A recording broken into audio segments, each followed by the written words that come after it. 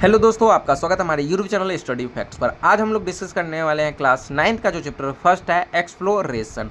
वैसे इसका जितना भी बेसिक टॉपिक था वो डे 1 में कवर कर लिए थे। आज है इसका डे 2 और इसमें बेहतरीन तरीक़ों से हम नोट्स पर प्रोवाइड करने वाले हैं, तो हमारे साथ शुरू से अंत तक बने रहिए। तो आज का टॉपिक रहेगा हमारा scientific method and it's step. अब यहाँ पर समझते हैं फर्स्ट टॉपिक हमारा साइंटिफिक मेथड क्या होता है, जिसे हिंदी में वैज्ञानिक विधि कहते हैं। अब ये होता क्या है इसके बारे में समझते हैं। डिफिनीशन के में आते हैं तो scientific method is a step by step process use to solve problems and increase our understanding. यानी कहने का मतलब वैज्ञानिक विधि एक क्रमबद्ध प्रक्रिया है। कैसी प्रक्रिया है? एक क्रमबद्ध प्रक्रिया है जिसका उपयोग समस्याओं को हल करने और हमारी समझ बढ़ाने के लिए क्या किया जाता है कि यूज किया जाता है, उपयोग किया जाता है। ठीक है, ये क्या कहलाता है? साइंटिफिक मेथड कहलाता है। यानी साइंटिफिक मेथड क्या है? एक स्टेप बाय स्टेप क्या है? एक प्रोसेस है। क्या है? एक प्रोसेस है।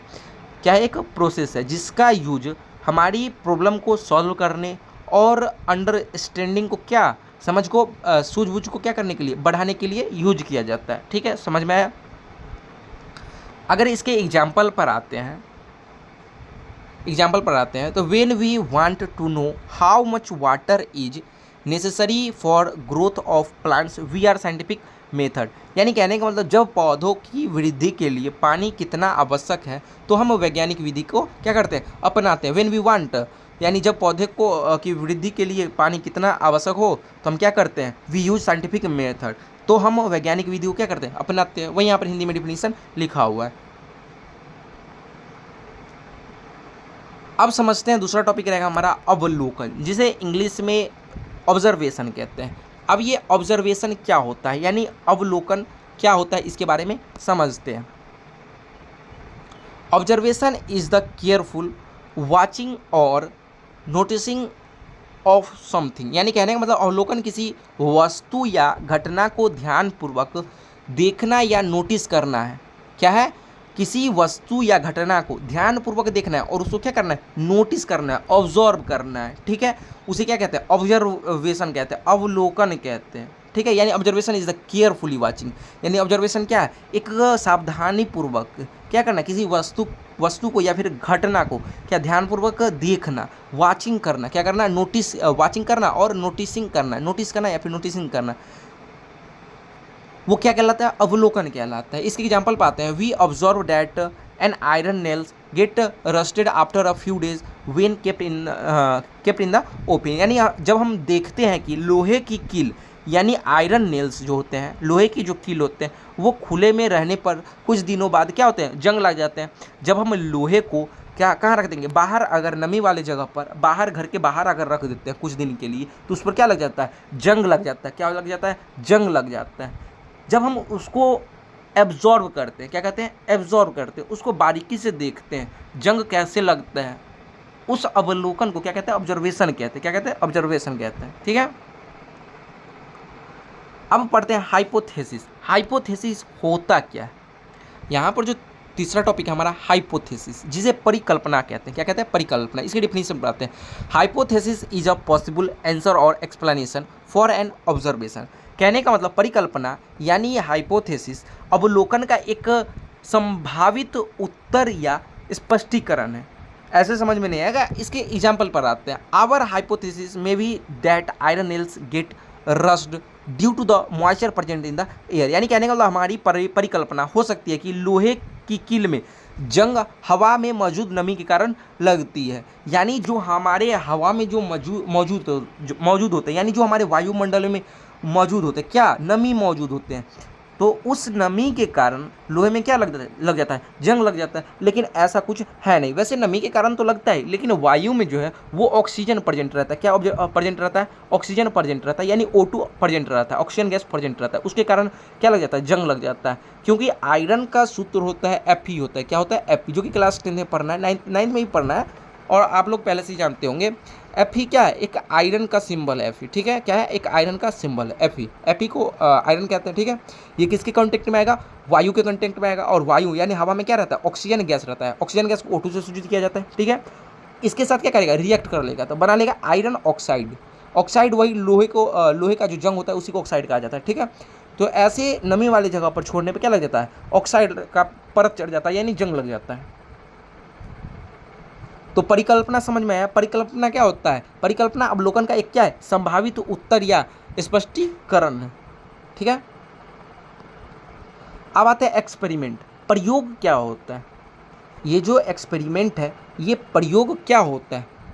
Experiment is a test or procedure performed to find out the truth of hypothesis. कहने का मतलब परिकल्पना की सत्यता जानने के लिए, यानी सत्यता जानने के लिए किया गया परीक्षण है। यानी कहने का मतलब किसी चीज़ का परीक्षण करना। परीक्षण कहने का मतलब वो सत्य में होता है कि नहीं, उसका प्रयोग करके देखना, वो क्या कहलाता है? एक्सपेरिमेंट कहलाता है। ठीक है, जैसे मान के चलिए मैग्नीशियम जब ऑक्सीजन के साथ रिएक्ट करता है तो मैग्नीशियम ऑक्साइड बनता है, लेकिन हमें ऐसे नहीं पता चलेगा। जब ऐसे तो हम बोल दे रहे हैं मैग्नीशियम का सूत्र क्या होता है, यहाँ देखिए। वैसे ये अभी पढ़ना नहीं, क्लास 10th में ये मैग्नीशियम, वैसे रिएक्शन मिल जाएगा आपको क्लास 9 की बुक में कहीं पर भी। मैग्नीशियम जब ऑक्सीजन के साथ रिएक्ट करेगा तो क्या बनाएगा? मैग्नीशियम ऑक्साइड बनाएगा, यानी MgO बनाएगा। इसे मैग्नीशियम ऑक्साइड कहते हैं। ठीक है, यानी ऐसे तो हम बोल दिए, लिख भी दिए। क्या ये रियल में ऐसा होता है? तो इसे जानने के लिए आपको एक्सपेरिमेंट करना पड़ेगा, प्रयोग करके देखना पड़ेगा। तो आपको प्रयोग करके देखना पड़ेगा तभी आपको पता चलेगा। तो वही हमारा एक्सपेरिमेंट होता है। एक्सपेरिमेंट कैसे होता है? जैसे मान चलिए मैग्नीशियम ऑक्साइड जब बनता है, कैसे बनता है?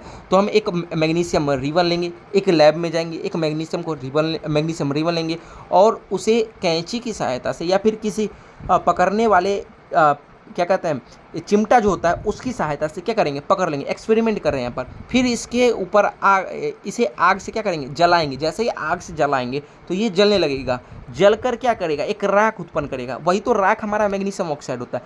यानी ये सब आपको क्लास 10th के चैप्टर 1 में मिल जाएगा, आपको CBSE चैप्टर 1 में। अब यहाँ देखिए, यानी किसी चीज़ को जानने के लिए ये होता है कि नहीं, यानी परिकल्पना की सत्यता को जानने के लिए, यानी ये होता है कि नहीं, उसके बारे में प्रयोग करके देखना ही क्या कहलाता है? एक्सपेरिमेंट कहलाता है। क्या कहलाता है? एक्सपेरिमेंट कहलाता है। एग्जाम्पल की बात करें, हम 2 किलो को लेते हैं और एक को सूखी हवा में रखते हैं और दूसरे को नम हवा में रखते हैं और कुछ दिनों बाद परिणाम देखेंगे। यानी एक 2 किलो लेना है, एक को नमी वाली जगह में रखना है और एक जहाँ पर नमी नहीं होगा, यानी घर में रखना है बढ़िया से। तो आप कुछ दिनों बाद क्या कीजिएगा? एक परिकल्पना कीजिएगा, यानी देखिएगा, एब्जॉर्ब कीजिएगा।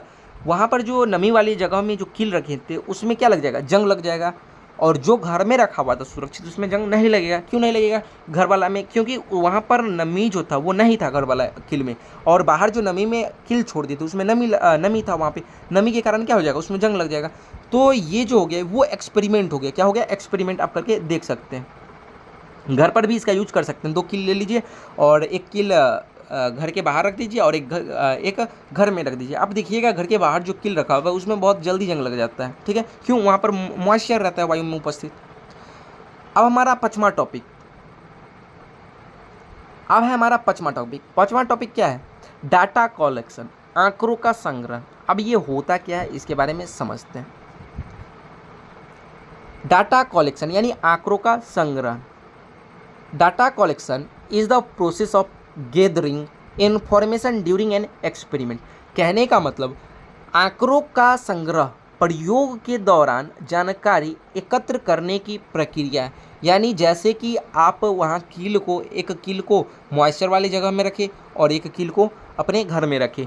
वहाँ पर आप जो भी जानकारी एकत्रित किए, कैसे कैसे क्या लगा, कैसे जंग लगा, कितने देर में लगा, या फिर कैसे कैसे क्या हुआ, वो सारी जानकारी को एक नोट में, एक कॉपी में उसको एकत्र कर लेना। उसके बारे में पूरा चीज़ डिटेल्स में लिख लेना, क्या क्या हुआ उसके साथ। ये क्या कहलाता है? डाटा कलेक्शन कहलाता है। जैसे मान चलिए वहाँ पर मान चलिए एक कील को आप बाहर रखे थे और कील को अंदर, तो वहाँ पर क्या लिखेगा?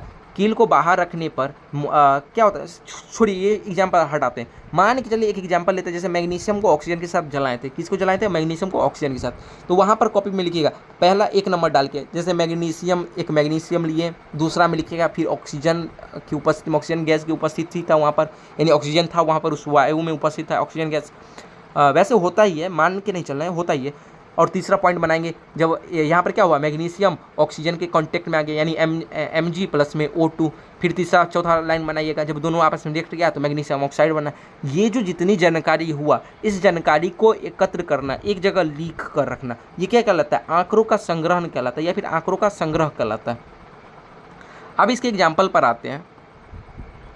हम यहाँ पर देखिए, हम 2 किलो की स्थिति अवलोकन है अवलोकन करते हैं कि और नोट करते हैं, सॉरी, हम दोनों किलो को एक स्थिति का अवलोकन करते हैं और नोट करते हैं कि कौन सी कील में जंग लगी और कितनी लगी।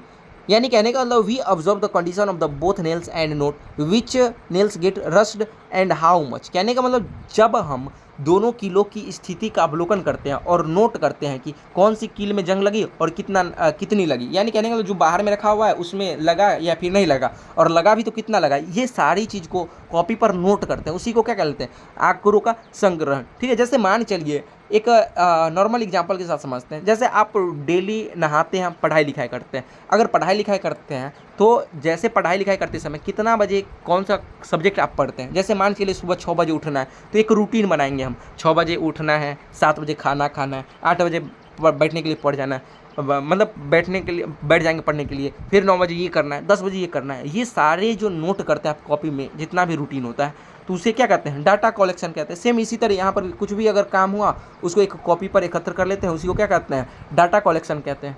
ठीक है, किसी चीज़ को, जानकारी को कॉपी पर नोट करना, क्या क्या हुआ है एब्जॉर्व करके। इसके बाद नेक्स्ट टॉपिक है 6ठा नंबर।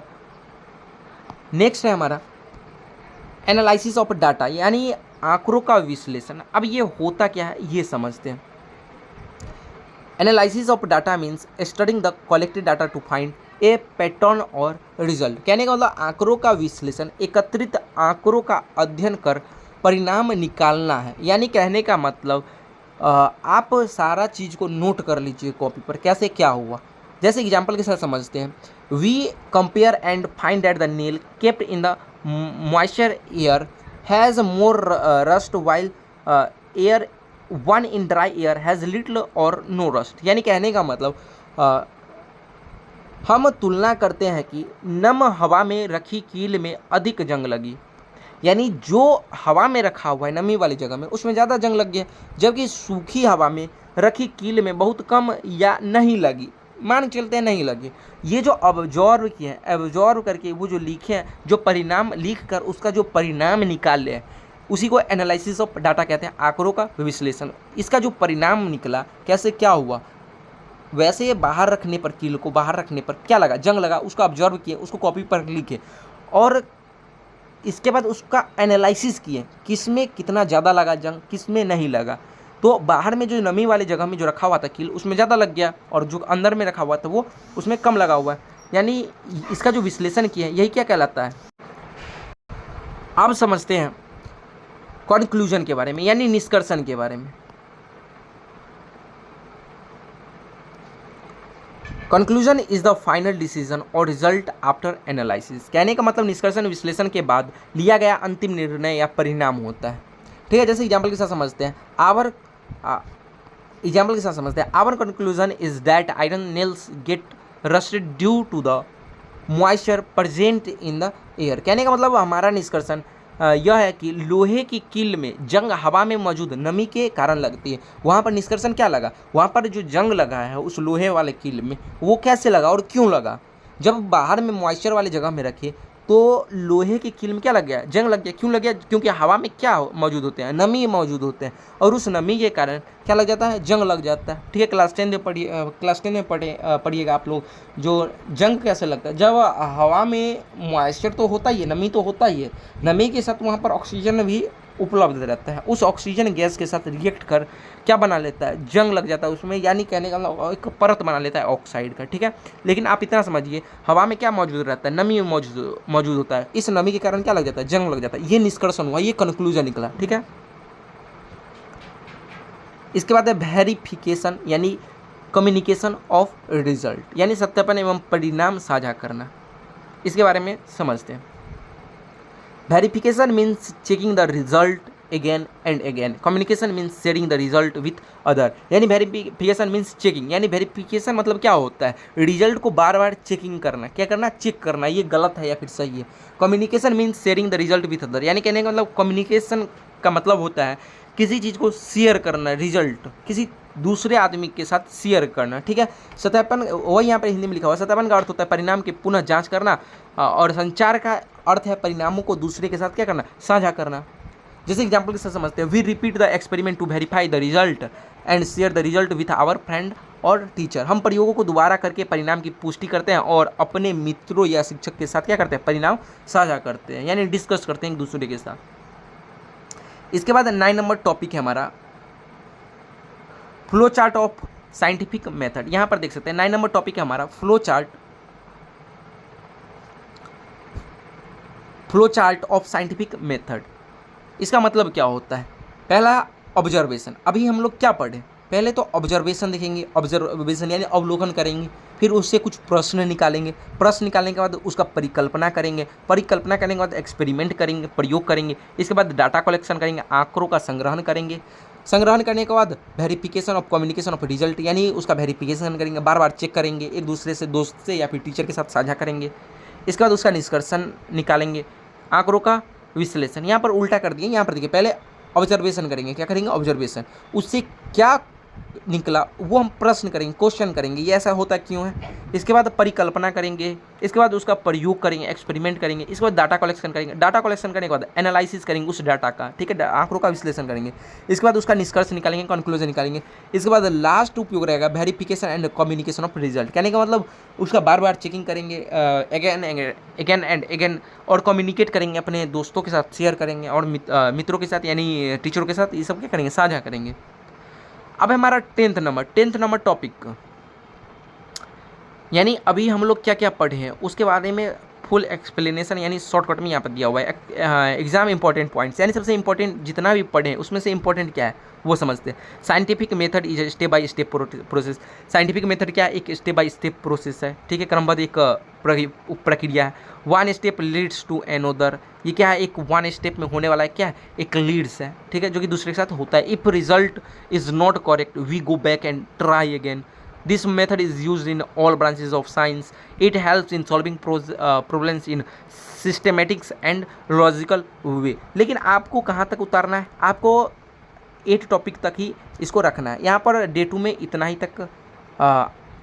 तक आपको नोट्स प्रोवाइड किया जाएगा। अब मिलते हैं डे 3 में। Thank you for watching.